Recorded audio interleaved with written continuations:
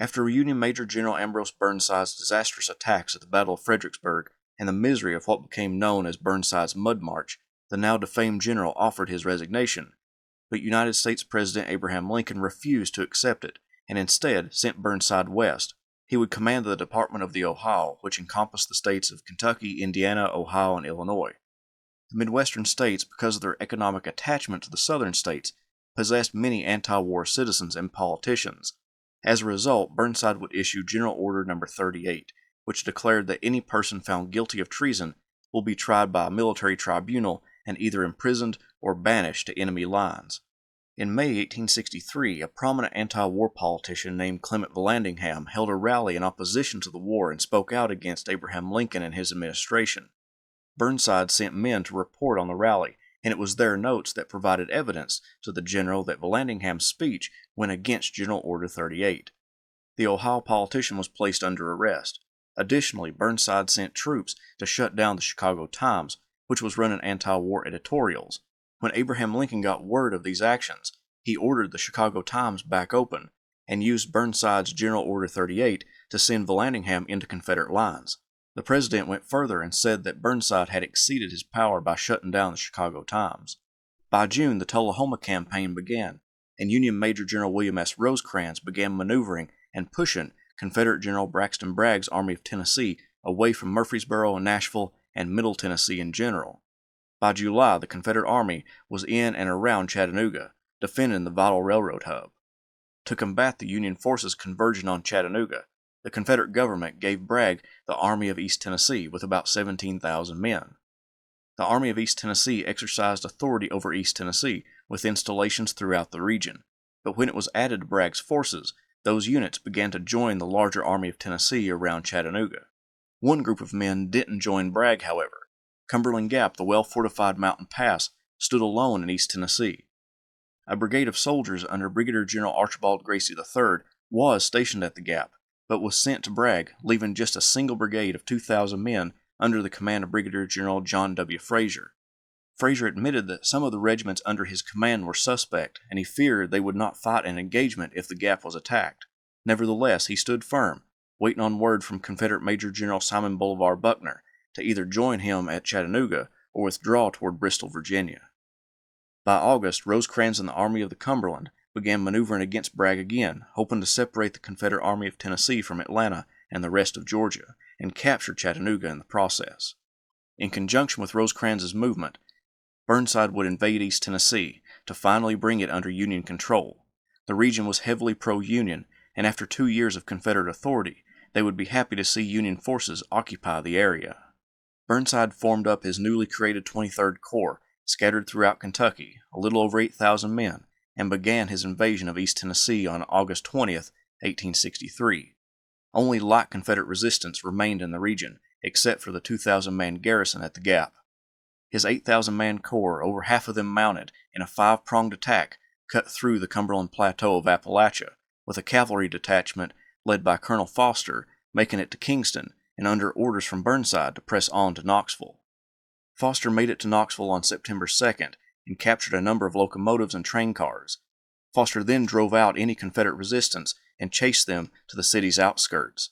Burnside and the main army reached Knoxville on September 3rd and completed the capture of the city.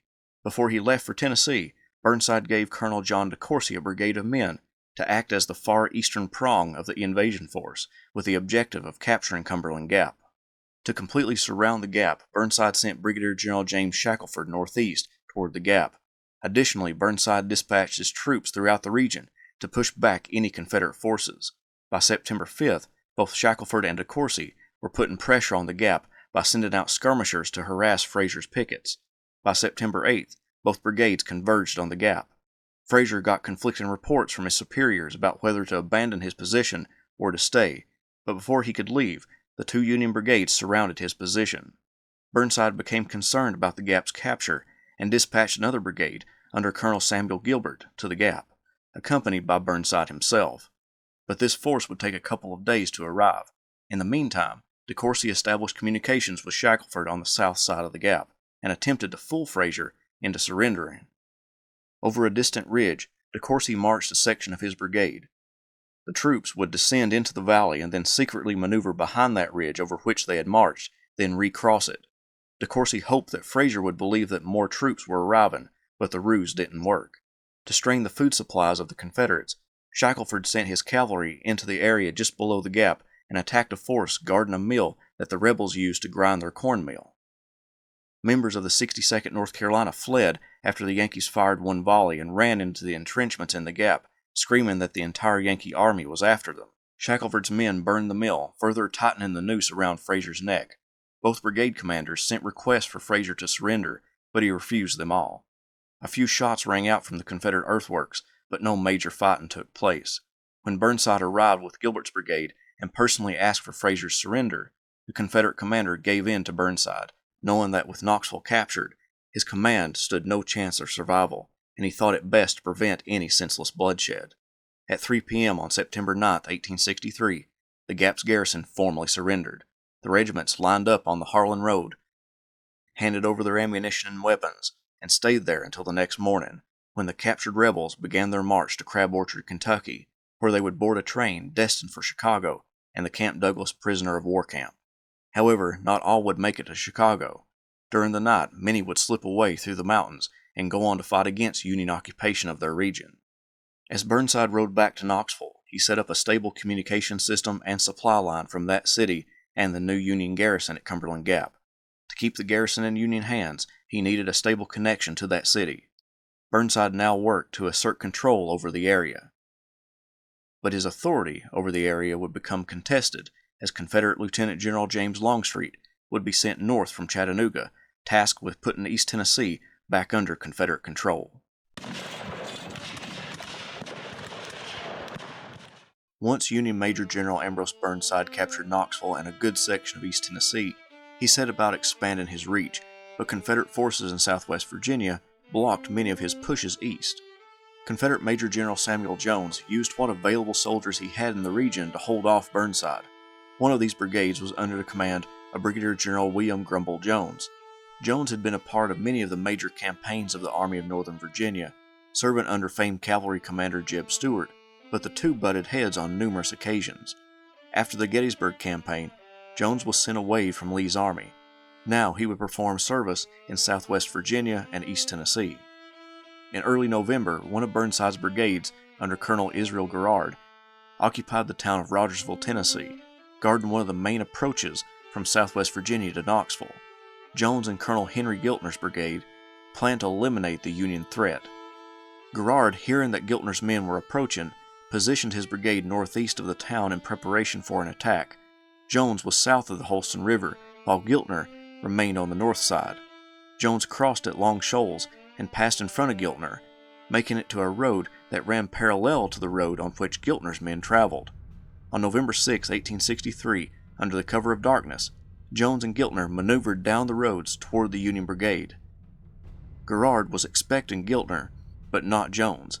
When Giltner engaged with the Union forces across the creek, gaining their attention, Jones's brigade maneuvered past the Union left flank. As Garrard and Giltner battled, Jones swept down behind the Union brigade. The Union soldiers were now caught in a crossfire. In a panic, Garrard's men either surrendered or ran for their lives over the creek.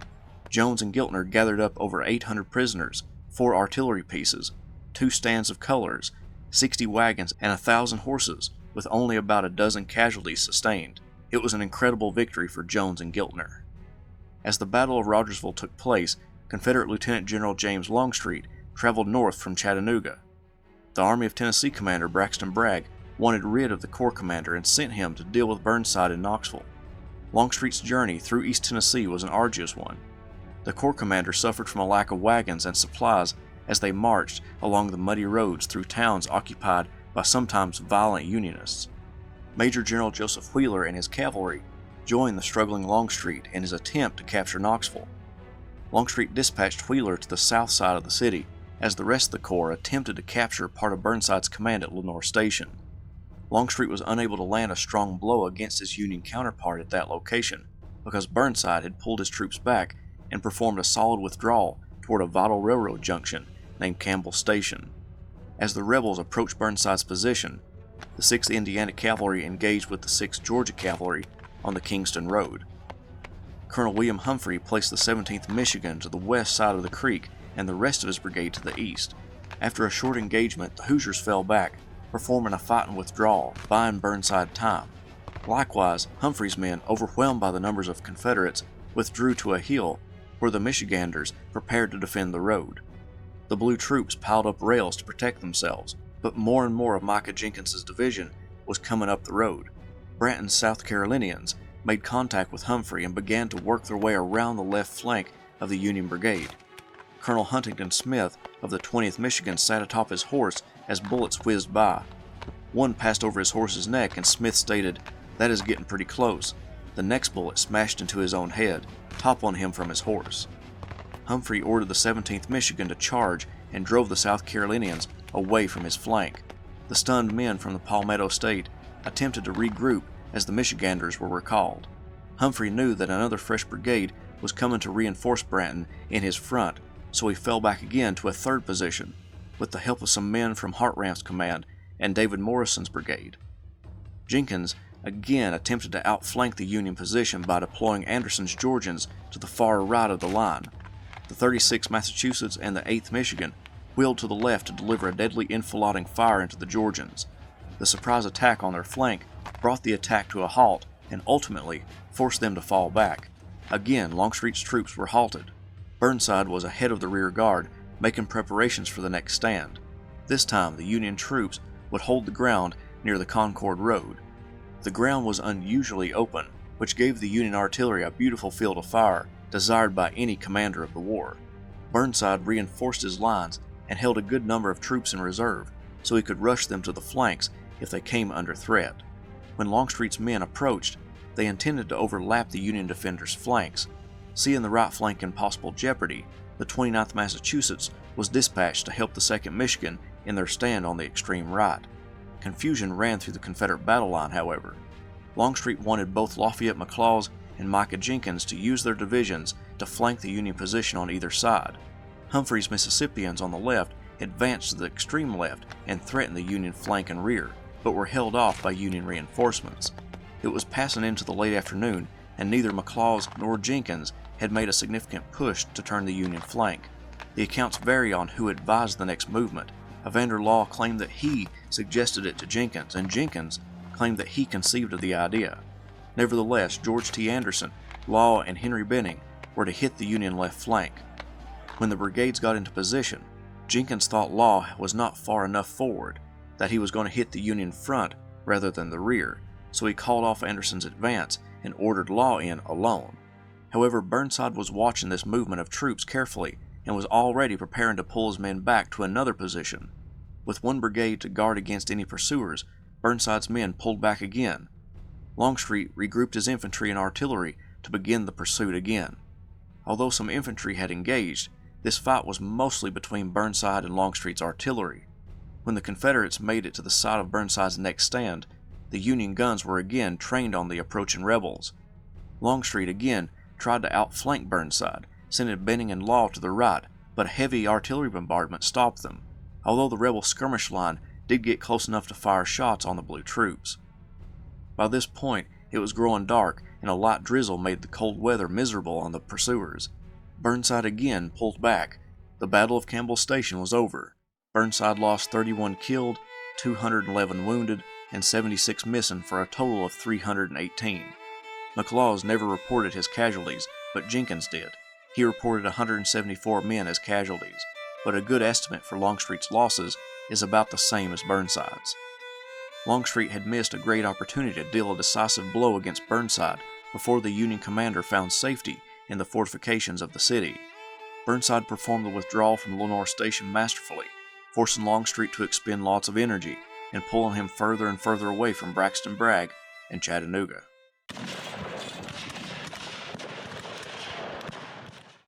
Confederate Lieutenant General James Longstreet began his slow pursuit of Ambrose Burnside after the Battle of Campbell Station. The rebel soldiers trudged along the Kingston Road toward the city, but the opportunity to destroy part of Burnside's forces was gone. Burnside placed William P. Sanders in charge of slowing down the Confederate advance. Sanders would make multiple stands along the road, and it nearly became humiliating. how easily Sanders threw back the attacks of Joseph Kershaw's South Carolinians. Finally, rebel forces launched a strong attack against Sanders' troops, with sharpshooters picking off soldiers from a prominent house, the Robert Armstrong House, also known as the Bleak House. As the Union soldiers were thrown back, Sanders was hit, most likely from a sharpshooter in the house. The newly promoted brigadier general told his men to leave him, that he was of no use to them, but they disregarded the order and fashioned a stretcher out of a ladder and some carpet. Sanders would eventually be taken to the Lamar House, a prominent hotel in Knoxville on Gay Street. There, doctors examined him and deemed the wound mortal.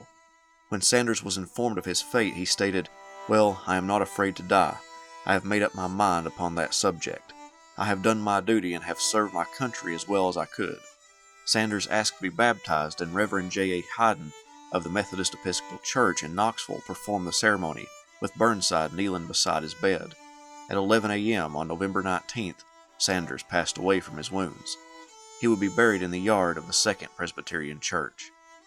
Longstreet began to surround the city north of the river. His cavalry blocked all the major roads leading into the city from the northeast, and his infantry guarded the approaches from the northwest. However, Burnside still maintained control of the area south of the river and could get supplies via that route. As both sides settled in for a siege, time was not the Confederacy's friend. Braxton Bragg, still surrounding Chattanooga on Lookout Mountain and Missionary Ridge, wanted Longstreet to eliminate Burnside and come back to the Army of Tennessee. Longstreet hoped to attack Knoxville at Fort Sanders, named after the fallen general. But after consultation with one of his division commanders, Lafayette McLaws, the attack was called off that was planned for November 22nd. Bragg agreed to send Longstreet more troops if it would hurry up Longstreet's capture of Knoxville. Meanwhile, Longstreet attempted to threaten Burnside's communications south of the city by placing troops on Cherokee Heights, but this only weakened his forces on the north side of the river. Along with more men, Bragg had sent an engineer, Brigadier General Danville Ledbetter. Earlier in the war, Ledbetter had helped construct the fortifications that Burnside now used to defend the city. Now he would help Longstreet try to recapture them. Longstreet would call off an attack until Ledbetter personally examined the works. As Longstreet delayed in attacking Knoxville, Burnside used that time to strengthen the fortifications. Orlando Poe became one of Burnside's key assets in the construction of more elaborate entrenchments for the city. The Ohioan served in the Eastern Theater before being sent to Tennessee and becoming the 23rd Corps' chief engineer. All available tools and people were used to strengthen Fort Sanders and other fortifications. Groups of people, both black and white, were used in these efforts. Longstreet eyed Fort Sanders as the main point for his assault. Fort Sanders had been constructed as an irregular quadrilateral, with salients at the northwest and southwest corners. The eastern front had been kept open to expedite the movement of troops into or out of the fort. Each of the three other sides had a steep parapet topped by cotton bales that were covered with rawhide to prevent their igniting from gunfire. A ditch that varied in width from 8 to 12 feet and in depth from 6 to 8 feet edged the base, creating a face of 20 feet in depth at numerous spots. In front of the ditch, the Federals had strung telegraph wires from tree stumps. A garrison of approximately 440 infantrymen and artillerymen, with a dozen cannon, manned Fort Sanders. Ledbetter and Longstreet studied Burnside's fortifications multiple times. Then they watched as a Union soldier passed through the ditch, and it was only waist high. The generals had debated the depth, but Longstreet's observance of that Union soldier convinced him to attack Fort Sanders from the northwest with McLaws's division. Jenkins and Johnson's divisions would give support. What Longstreet didn't know was that the soldier had crossed on a plank straddling the ditch. Rain delayed the attack that was meant for the 28th. As preparations were being made by McLaws, Jenkins was greatly concerned over the attack and vouched for McLaws's men to carry fascines or bundles of sticks to throw into the ditch in order to cross, or at the very least ladders with which to climb over the walls of the fort. He wrote Longstreet a quick note asking for these things, but Longstreet responded that the ditch wasn't more than 3 feet deep, and that, if we go in with the idea that we shall fail, we will be sure to do so, but no men who are determined to succeed can fail. Lafayette McLaws formed up his battle lines and assembled a heavy skirmish line. Thousands of soldiers made up this skirmish line, nearly 20% of Longstreet's entire force. At 10 p.m. on November 28th, the skirmishers moved against their Union counterparts. The lack of moonlight made the endeavor even more difficult for the Gray troops who attempted to maneuver over the ground against the Union skirmishers. Most of the Federal soldiers fired a few volleys and then retreated to the safety of Fort Sanders or other entrenchments. This action would pave the way for the major assault planned by McLaws. However, he wouldn't be using his entire division to assault the fort, but only part of it. Parts of Humphreys, Bryan, and Ruff's brigades formed up opposite Fort Sanders. Inside the fort was parts of the 79th New York, 29th Massachusetts, and 2nd and 20th Michigan. At 6 a.m., Confederate artillery began to pound the fort and the area behind it to prevent reinforcements from coming to the fort's relief. About 20 minutes later, McLaws's division moved out.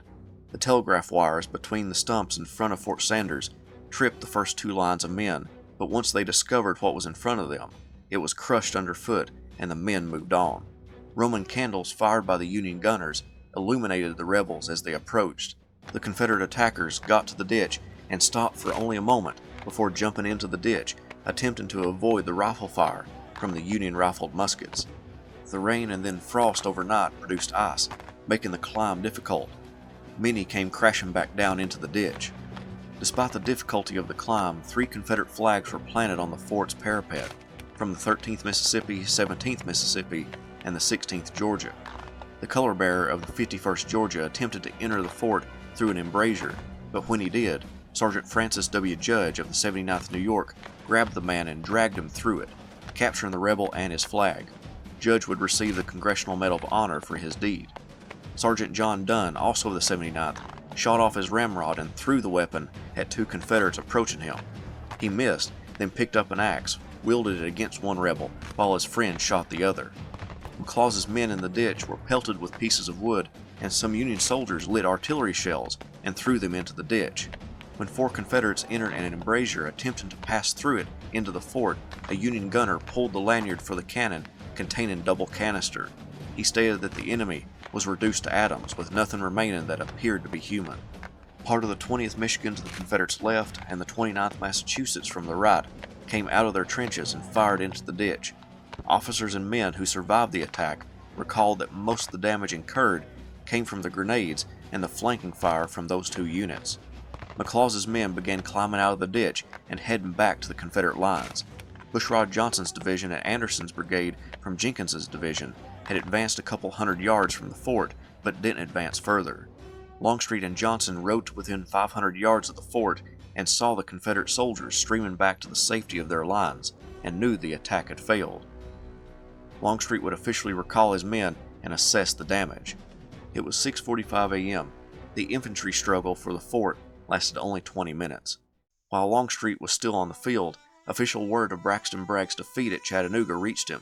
He was to disengage with Burnside and return to Bragg. As that was happening, Burnside sent a flag of truce in order for Longstreet to collect his dead and wounded, which would last from 10 a.m. to 5 p.m. Each side mingled with the other as they carried out the morbid task of removing the dead and wounded from the ditch and moved them to their respective lines. Men who had been friends at West Point found each other, like Edward Porter Alexander and Edward Ferrero. The job took longer than they expected, so a 2-hour extension was worked out. Longstreet lost 129 killed, 458 wounded, and 226 missing, for a total of 813. Burnside lost around 20 men total, with an estimate of 30 more men wounded by Confederate artillery outside the fort.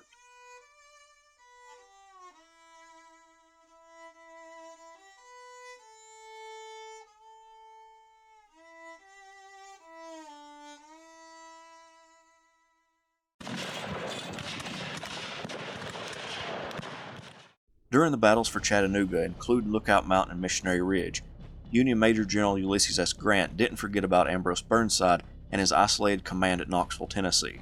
After pushing the Confederate Army of Tennessee off Missionary Ridge and pursuing that defeated army a short distance, Grant turned his attention to Burnside and his opponent, Confederate Lieutenant General James Longstreet. On the same day that the Battle of Fort Sanders took place, Grant dispatched William T. Sherman with a force of over 30,000 men north to relieve Burnside and defeat Longstreet, or at the very least, push him away from Knoxville. To help relieve the pressure off of Burnside, Grant sent messages to Burnside informing him of the relief column and also sent a messenger who was to get intentionally captured by rebel forces. All the messengers carried the same message, but the one intended for Longstreet was to be written in Grant's own hand. The message would hopefully encourage Longstreet to disengage from Knoxville and save Burnside. Sherman and his force, consisting of the 4th, 11th, and 15th Corps and one division of the 14th Corps, trudged along the roads leading from Chattanooga to Knoxville. Confederate forces burned supplies and bridges along the route to slow Sherman down, but engineers repaired the infrastructure and pressed on toward the city. On December 4th, an aide-de-camp to Sherman arrived at Burnside's headquarters on Gay Street in Knoxville, informing the partially besieged general that help was within a day's march. As Sherman marched to Burnside, Union forces from the north were threatening Longstreet. Orlando B. Wilcox's command at Cumberland Gap began to move south from Tazewell. To combat this force, Longstreet sent part of Brigadier General Frank Armstrong's cavalry, along with Brigadier General William Grumble Jones's brigade, from southwest Virginia to combat the approaching Federals. A sharp fight occurred on December 2nd, where the Union won a tactical victory at Walker's Ford. The Confederate cavalry retreated south, but the stubborn stand by the Gray Horsemen convinced Major General John G. Foster, Burnside's replacement traveling from Cumberland Gap, that I am at present completely held in check by Longstreet's more numerous and quite aggressive mounted arm. The noose was tightened around Longstreet's neck, with Union forces converging on Knoxville to relieve Burnside. On December 5th, Longstreet left his entrenchments around Knoxville and headed northeast. Rumors spread that they would be joining Robert E. Lee's army once again. However, it would be months before they would see Virginia again. Until then, they would remain in East Tennessee. Blaine's Crossroads was the first stop for Longstreet's corps. There the men rested, and officers got stragglers back in line. Then they kept marching. The freezing temperatures produced ice along the road and cut the feet of those without shoes. Longstreet called a halt at Rogersville, Tennessee. The troops became depressed when they realized they weren't heading back to Virginia, at least not yet. Meanwhile, Sherman and his men made it to Knoxville, and Burnside welcomed them into the city. Sherman and Burnside toured the Fort Sanders battlefield, but Sherman was eager to get back to Chattanooga. He believed occupying East Tennessee was a waste of time and resources because of the difficulty in supplying the region. He obtained permission to return to Chattanooga, but left Gordon Granger and his 4th Corps to remain with Burnside to protect the city. Granger informed Burnside that his troops were too tired to chase after Longstreet, so Burnside would use part of the 9th and 23rd Corps, placed under the command of his Chief of Staff John G. Parke, to give chase. Burnside's cavalry under James Shackelford nipped at the heels of Longstreet's column as Parke's infantry marched slowly behind the horsemen. Now that the Federal forces were outside of Knoxville's fortifications, Longstreet went on the attack, reversing course and moving southwest toward Bean Station to engage with the advanced Federal cavalry. On December 14th, Longstreet's cavalry engaged with their Union counterparts. The 4th Kentucky Cavalry Confederate led the way, but the 59th Alabama from Gracie's brigade, which led Longstreet's infantry column, took their place, pushing in the Union horsemen. Gracie formed his battle line north of the road running through Bean Station. As he did so, a Union bullet tore into Gracie's arm, but he remained on the field. Fulton's brigade formed to the south of the road. Heavy musketry stopped Fulton's brigade and Gracie's brigade, but Johnson ordered them forward again. This time they pushed the Union troopers to the west of the road that ran south to the Holston River. Gracie's men made it to the outbuildings of the hotel that formed the nucleus of the town. Kershaw's brigade marched to the northwest to support Gracie. It would be Kershaw's responsibility to outflank the defenders. The 8th and 15th South Carolina pushed the troopers from a hill in their front. It was getting late in the day, and Jenkins' division was arriving on the field, but it was too late for them to engage the enemy. The last action of the battle occurred when the 59th Alabama and the 43rd Alabama advanced on the buildings that made up Bean Station, capturing the hotel and driving the Federal soldiers from the area. Longstreet planned for his cavalry to advance from the south and from the north to trap Shackelford, but neither cavalry force got to the location in time. Shackelford's cavalry retreated toward Rutledge, with Jenkins's division in pursuit. Skirmishing occurred all day on December 15th between Jenkins and Haskell's Union division. The Federal soldiers would fall back west of Rutledge by the time night fell across the landscape. Longstreet became frustrated at his division commanders and their lack of aggression in the latest engagement. McLaws complained of his men having no food and a lack of shoes as the reason his men performed poorly. Exasperated at the inability to land a decisive blow against Parke's Union forces, Longstreet began pulling back up the valley toward Bean Station. Bloody footprints from the shoeless Confederate soldiers marked the way. Then the command moved across the Holston River and settled around the little town of Russellville. In the fight at Bean Station, the Confederacy lost 290 men, over half coming from Gracie's brigade. The Union lost only 115. The pursuit of Longstreet and Longstreet's attacks had been a failure for both sides. Parke didn't catch or destroy Longstreet, and Longstreet was unable to eliminate Parke's cavalry or his infantry. The winter Longstreet spent in East Tennessee would be a cat-and-mouse game, as each side lashed out at the other, but neither one could land a decisive blow.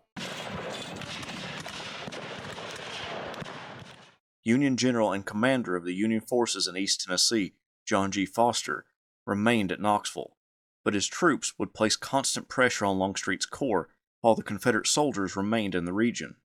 However, it would become difficult for both Longstreet and Foster to supply their troops during the winter months. One soldier commented that the horses that could be found in Knoxville looked like skeletons, as supply routes were difficult to traverse in order to supply the city. Ulysses S. Grant wanted to start invading the Deep South, and the Lincoln administration agreed with him, but they also wanted him to secure East Tennessee. In late December, Grant left Chattanooga to visit Knoxville. He would ride aboard the steamship Lookout, which carried supplies for Knoxville. Longstreet kept most of his forces south of the Holston River, with his cavalry spreading out over the region, gathering supplies and information on where the enemy was located. Union Brigadier General Samuel Sturgis replaced James Shackelford as the commander of Foster's cavalry, so it would be up to Sturgis to keep Longstreet in check and notify Foster as to where Longstreet was. On Christmas Eve, part of Sturgis's cavalry under Colonel Archibald Campbell advanced past the town of Dandridge to Hayes Ferry. There they came into contact with Colonel J.J. Morrison's brigade. A quick fight occurred where one Union artillery piece broke an axle and had to be spiked and abandoned. They fought through the town of Dandridge, where the Union Cavaliers left it to Morrison's men. Longstreet used his cavalry to push back Union encroachments toward his position, and to screen his movements, so that Foster wouldn't know where an attack would come from. Martin and his horsemen did an excellent job for Longstreet's command. After the Battle of Hayes Ferry and Dandridge, the Confederate cavalry concentrated west of Morristown, as Sturgis sent Colonel Oscar LaGrange's brigade south to Dandridge, leaving only Campbell's brigade near Talbot Station in Mossy Creek. On December 29th, Morgan and Armstrong's cavalry, under the command of William T. Martin, advanced toward Mossy Creek, driving in the Union cavalry, but at Mossy Creek, the Union troopers would make a stand. The 2nd Michigan Cavalry and the 1st East Tennessee Cavalry sought to delay their approaching rebels, but the large Confederate attack force forced them to fall back toward some woods in the rear. Eli Lilly's artillery battery, on a hill to their right rear, sent shells hurtling into the Confederate infantry and Southern gunners. An artillery duel erupted, and although Lilly's Union gunners were being hit, they worked their guns effectively, loading the cannons on the backside of a rise and pushing them on the rise to fire. The 9th Pennsylvania Cavalry became so concerned over the artillery shells flying around them and hitting in amongst them that they moved into the woods to their north. More blue troops were arriving on the field as well. The 15th Pennsylvania Cavalry arrived on the Union right. Henry Campbell recalled that all that time the rebel artillery was pouring shot and shell in on us. Without end, their shell burst all around and amongst us in a perfect shower. We had not time to dodge. The boys stood up in that terrible storm of death without a falter. The enemy knew full well that our position was the key to the whole battlefield. Cruz's Georgia Brigade and Armstrong's Cavalry Division made their way down the Morristown Road, attempting to outflank the Union left flank. Sturgis called on reinforcements from wherever they could be had, but could see Armstrong's horsemen approaching from the north, so he pulled back the 1st East Tennessee Cavalry to refuse his battle line to the left. The 2nd Michigan had retreated into some timber, and the 9th Pennsylvania got pulled away to the right. Armstrong dispatched the 3rd Arkansas Cavalry into the timber to engage with the Michiganders. A brutal fight occurred in the woods where the rebels got the upper hand, pushing the 2nd Michigan away. Luckily for Sturgis, his long-awaited reinforcements were arriving. The 118th Ohio Infantry made it to the field and swept northward, driving back the Arkansans. Armstrong wasn't done with the Federals in the woods yet. He sent the 8th Texas and the 8th Tennessee to engage with the Ohioans and drive them out of the woods, but the men from Ohio made a strong stand against the Texans and Tennesseans. To the south, Martin sent Russell's brigade of Alabamians against the Federal right. The Federal soldiers formed a determined battle line to resist Russell's brigade, with the two sides erupting in a deadly firefight.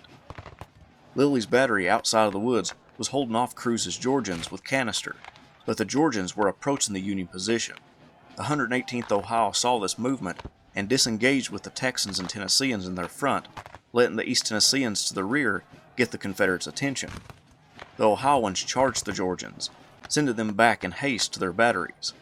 Lilly's guns were safe for the moment. Martin broke the 7th Alabama away from Russell and ordered them to attack the 118th's flank. The men from Ohio were now in a difficult situation because Cruz was getting his men back in order, and both Cruz and the 7th attacked. The rebels pushed the Ohioans back to the tree line, but that's where they stopped. Lilly turned his guns toward the 7th Alabama and fired triple canister. The 7th Alabama retreated in haste with huge gaps in their line from the flying projectiles. The Alabamians attacked Lilly's position 3 times, and on the 3rd time, they gained a foothold on the railroad track, a little in the rear of Lilly's guns. His prone position and the sharpshooter bullets hitting his gunners forced Lilly to fall back to the rise occupied by the Tennesseans and Michiganders. The 118th Ohio had been fending off numerous assaults by Armstrong's men, after being pushed back by Cruz. Colonel James Brownlow of the 1st Tennessee requested permission to charge Armstrong's horsemen.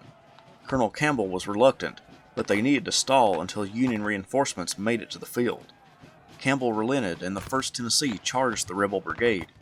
The brave charge was lethal as it pushed Armstrong's men back into the trees, saving the Union left flank. Meanwhile, LaGrange's brigade, recalled from its expedition to Dandridge, made it to the field and pushed back Russell and Cruz's men. Martin had a decision to make. He could renew his efforts on the Union right, since Armstrong had nearly caved in the left flank. Aside from the charge by the 1st Tennessee, resistance was scarce on that flank now, especially since Lilly's battery retreated from its advanced position. Martin made the decision to fall back. With Union reinforcements, there was no need to waste lives in another assault. Plus, most of his troops were nearly out of ammunition. They counted only 5 rounds per man. They would use those last shots to protect their withdrawal from the field. Estimates vary on the amount of casualties on the Confederate side, but many estimate it to be close to 400, while the Union lost only 109.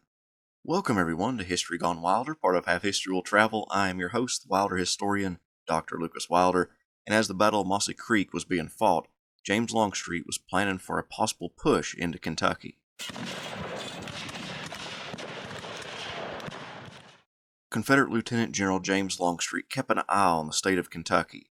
He repeatedly requested permission to invade the Bluegrass State. The Confederacy, since it first formed in 1861, wanted Kentucky. The most concerted effort to bring it into the Southern fold was the Kentucky Campaign of 1862, when Braxton Bragg invaded the state. Now Longstreet wanted to renew that strategy. In preparation for such an invasion, Longstreet sent orders by way of his Assistant Adjutant General, Moxley Sorrell, to one of his cavalry commanders, Brigadier General William Grumble Jones, stating, "The Commanding General desires to make a sudden and well-concealed dash upon Cumberland Gap with the view of obtaining possession of it. Unless you can work secretly and quietly, your effort will not succeed. If you will advise him of the proper time, he will throw Giltner's brigade across the Holston to move down and divert attention and protect this flank of your column, and indeed our entire line may be advanced at the same time to recover some of the foraging country that we have lost, and to prevent any reinforcements moving in the direction of Cumberland Gap." Jones's force met north of Rogersville, Tennessee. His brigade contained the 21st and 8th Virginia Cavalry Regiments and the 27th, 34th, 36th, and 37th Virginia Cavalry Battalions. Jones pushed north to Jonesville, Virginia, where a patrol from Cumberland Gap was located. Major Beers of the 16th Illinois Cavalry and the 22nd Ohio Artillery journeyed into Lee County, Virginia in order to find food and put pressure on Longstreet's foraging expeditions. Jones's march resulted in one man freezing in the saddle and multiple men getting frostbite because of a lack of shoes. Jones's strategy was to march a long distance and then attack at dawn the next morning. On January 3, 1864, Jones's command approached Jonesville, Virginia. The unsuspecting Federals were milling about their camp, but they were more concerned with the 64th Virginia, who they had been skirmishing with from the previous day. The 27th, 8th, and 37th chased some Union soldiers through their Federal camps until they met the main force on the north side of the Wilderness Road. A quick advance allowed the Confederate soldiers to capture Beer's artillery. However, the Southerners wouldn't have the prize for long. Beer's men counterattacked, driving Jones's men back to their former position. Part of Beer's command occupied a rise to the northwest of Jones's position. Part of the 8th Virginia Regiment and the 37th Virginia Battalion engaged with the Blue soldiers. The Union commander couldn't hold that part of the field long, and his troops fell back to the main body. The fighting lasted until the afternoon, when the 64th Virginia Mounted Infantry and the 10th Kentucky Mounted Rifles approached from the northeast. The 64th Virginia and 10th Kentucky pressed the flanks of Beer's troops, trapping the Federal soldiers between Jones and themselves. Beers fell back to a hill and formally surrendered at 3 p.m. Jones reported 383 men captured, along with 3 artillery pieces and 27 wagons. After defeating the Union contingent at Jonesville, Grumble Jones would remain in the area. To the south, Union General John G. Parke would venture out of Knoxville and toward the town of Dandridge, Tennessee. Longstreet likewise moved out to meet him. At Kimbrough's Crossroads, Jenkins's division engaged with Union cavalry, but Confederate reinforcements resulted in the cavalry retreating toward Dandridge. The next day, on January 17th, a small battle erupted near the town as more Confederate troops arrived. Most of Longstreet's entire corps was prepared to fight at the little Tennessee town named after the United States' First Lady, Martha Dandridge Washington, but Parke declined to attack, pulling back to New Market, Tennessee, near the site of the Battle of Mossy Creek in late December. When Longstreet's command entered the town, they went into the home that Parke used as his headquarters. Inside, they found a flask of whiskey owned by Union Major General Gordon Granger. In early February, Union Major General John G. Foster was replaced by John M. Schofield. Schofield had been in command of the Department of Missouri previous to his assignment in East Tennessee. When Schofield took command, Longstreet had pushed as close as Strawberry Plains to Knoxville. The threat to Knoxville couldn't be tolerated by Schofield, and even though his command was weak from a lack of rations, he pushed his command out of the city. Longstreet didn't put up a fight and withdrew, with Schofield falling as far as Morristown, but no major engagement resulted. However, to the north, Grumble Jones was still patrolling southwest Virginia, ridding it of Union troops. In late February 1864, a Union contingent from Cumberland Gap ventured out of the fortified mountain pass.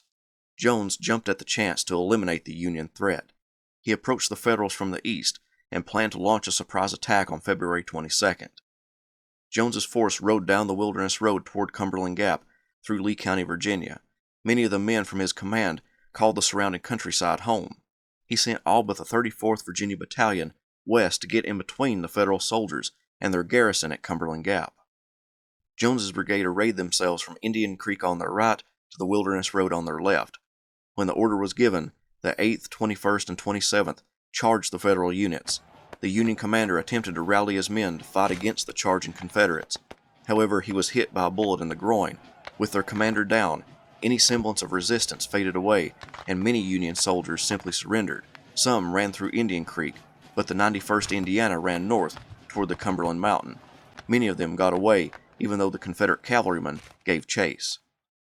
The Battle of Wyerman's Mill ended with only 3 killed and 7 wounded on the Confederate side, while the Union lost 13 killed and 256 taken prisoner, along with 8 wagons and 100 horses. Longstreet was surviving in East Tennessee because of his cavalry's ability to secure a large section of that region for foraging by his troops. Jones performed great service for Longstreet, but Jones gave Longstreet bad news. Cumberland Gap was guarded by between 1,000 and 1,500 entrenched infantrymen. Jones's 1,500 cavalrymen were no match for the Gap's garrison, and thus one entrance to Kentucky was cut off.